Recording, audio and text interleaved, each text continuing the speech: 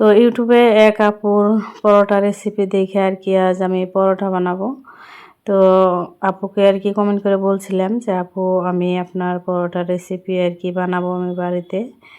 তো হয় আপুর আর কি নামটা আমার মনে নাই, আইডির নাম মনে নাই। তো পরোটাগুলো আর কি অনেকটাই সুন্দর হয়েছিল। এখানে পরোটার জন্য আর কি আমি আটাটা মাখিয়ে রেখে দিচ্ছি, আর রাইখা তারপরে এই যে রুটিগুলো বানাই নিছিলাম। রুটিগুলো বানাইয়ে অল্প একটু সেঁকেও নিচ্ছি। যেহেতু এখন বাচ্চাদের স্কুল খোলা, তার জন্য কিন্তু আমাকে একদম সকালে উঠেই টিফিন রেডি করতে হয়। তো সকালবেলা তো রুটি বানানো অসম্ভব একদম এত সকালে, তার জন্য কিন্তু আমি আগের দিন রুটিগুলো আর কি বানাই রাখছি। যেহেতু এনায়াকে নিয়ে স্কুলে যেতে হয়, বড় মেয়ে 7টার আগে যায় চলে, তার জন্য। আর একটা পরোটা এই যে বানাই নিচ্ছি, অনেক সুন্দর হয়েছে। আর সাইডে আর কি বানাই নিব, যেহেতু প্রথমবার আর কি রেসিপিটা আর কি ট্রাই করতেছি, তার জন্য অল্প কিছুই বানাবো আমি, যে তার জন্য অল্প 5টা পরোটা বানাইছিলাম। তো মাশাআল্লাহ অনেকটাই সুন্দর হয়েছিল, খেতেও আর কি অনেক ভালো লাগছিল। তো রুটিগুলো আমি ঠান্ডা করে তো বক্সের ভিতরে আর কি রেখে দিলাম, একটা গামছা বিছিয়ে দিছি যাতে রুটিগুলো আর কি ঘেমে না যায়। তো এটা হচ্ছে আগের দিন বিকেলবেলার আর কি ভিডিও ছিল, আর এখন হচ্ছে পরের দিন সকালবেলায় তো চা নাস্তা করে নিয়ে তারপরে দেখি যে অনেকটা কুয়াশা পড়ছে। তো আমাদের বাড়ির পেছনে আর কি ক্ষেত আছে যে, আর আমাদের পুকুর পাড়ে, তো ওখানে গিয়েছিলাম। তো যাই দেখি যে পুকুরের মাছগুলো আর কি ভাসতাইছে।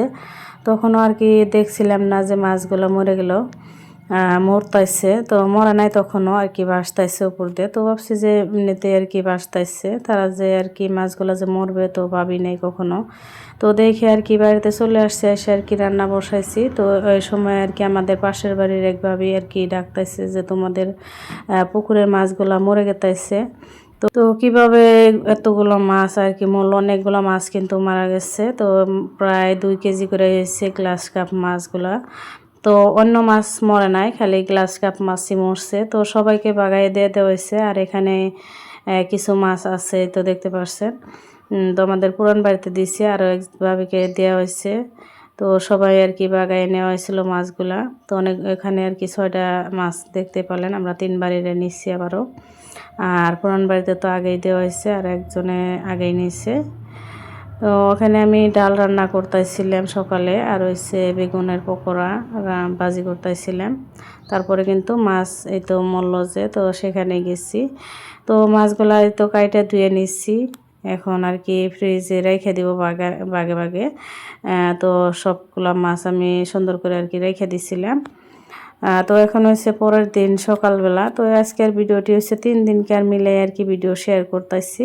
তো এখন থেকে আমি প্রতিদিন এই ভিডিও দিব, যেহেতু ইউটিউবের নিয়ম আসছে, নতুন নিয়ম। তো 2027-এ আর কি 4000-এর জায়গায় 8000 ঘন্টা আর কি ওয়াচ টাইম পূরণ করতে হবে। তো জানি না পূরণ করতে পারবো কি না এবছরে। তারপরে প্রতিদিনই আমি চেষ্টা করব, যেহেতু আমার ওয়াচ টাইম আর ভিউজ একদমই ডাউন। তো প্লিজ আপুরা আমার ভিডিওটি ফলোস করে দিবেন প্লিজ। আমি কিন্তু অনেক পরিশ্রম বা অনেক কষ্ট করতেছি। তো আপনারা তো জানেনই যে একটা ভিডিও তৈরি করতে কতটা পরিশ্রম হয়, যেহেতু ছোট বাচ্চা আছে, সংসারের কাজ সামলানো, তারপরে একটা ভিডিও তৈরি করা তো অনেকটাই কষ্টর ব্যাপার। তো প্লিজ আপুরা, আমি কিন্তু সবার ভিডিও এখন ফুল ওয়াচ করে দিই, যেহেতু হয়তো সবার পরিবারে একদিনে যেতে পারি না, কারণ হচ্ছে এত টাইম করে আর কি ভিডিও দেখতে গেলে কিন্তু সবার পরিবারে যাওয়া সম্ভব না। তাই আর কি এক একদিন এক একজনের ভিডিওগুলো দেখি আর ফুল ওয়াচ করে দেই।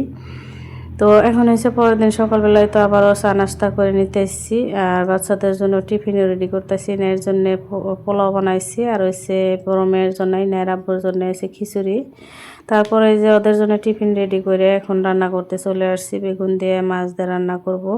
আর আমাদের পুকুরের মাছগুলো আর কি কীভাবে মারা গেল, তো কেউ বলতেছে যে বেশি খাওয়া হয়েছে, আর কেউ বলতেছে পানি বেশি খাওয়ার জন্য আর কি মরছে, গ্যাস হয়েছে মাছের পেটের ভিতরে।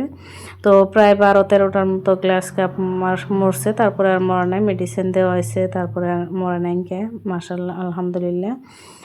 তো এই তো এখন আমি বেগুন দিয়ে আর কি মাছের ঝোল করব, খালি বেগুন দিয়ে রান্না করব। বেগুনগুলা কিন্তু একদমই কচি ছিল, আর অনেকটা টাটকা ছিল, সকালবেলা আর কি নিয়ে আসছিল, দেখতে পাচ্ছেন অনেকটা সুন্দর বেগুনগুলা। আর বেগুনটার রান্না যে এত মজার হয়েছিল, যেহেতু বাড়ির পুকুরের মাছ, একদমই সার নাই আর ন্যাচারাল খাবার খায় তারা। মাছগুলোকে আর কি খাওয়ানো হয় কলা পাতা বা এমনিতেই গুঁড়া, তো ভাত এই ধরনের খাবারই ওদেরকে খাওয়ানো হয়। যেহেতু আমরা যে মাছ প্রতিদিনই কিনে খাই সেই সব মাছ কিন্তু সারের বা এই খাওয়ানো হয়, তো সেই মাছগুলো আর কি খেতে কিন্তু ভালো লাগে না, গন্ধ করে। আর মাশাল্লাহ আমাদের পুকুরের মাছগুলো আর কি অনেক ভালো ছিল, খেতে আর কি অনেক মজার ছিল। আর যেহেতু কচি বেগুন দিয়ে রান্না করছিলাম তার জন্য কিন্তু অনেক মজার হয়েছিল তরকারিটা। তো যারা যারা ভিডিওটি দেখতে দেখতে পর্যায়ে এসে এখন পর্যন্ত লাইক দেন নাই, প্লিজ একটা লাইক দিবেন, কারণ আপনাদের একটা লাইকে আমার ভিডিওটি অনেকের কাছে পৌঁছানোর সাহায্য করে।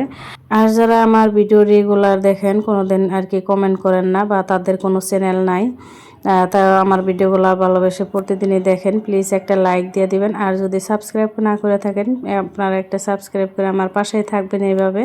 আর আপনাদেরকে অসংখ্য ধন্যবাদ এভাবে পাশে থাকার জন্য। আর প্রিয় মিষ্টি আপুদের কমেন্ট করে কিন্তু আমার অনেকটাই ভালো লাগে আর নতুন নতুন ভিডিও বানানোর উৎসাহ পাই। তো প্লিজ একটা সুন্দর গঠনমূলক কমেন্ট করে যাবেন। তো আজকের ভিডিওটি এ পর্যন্ত, সবাই ভালো থাকেন, আল্লাহ হাফিজ।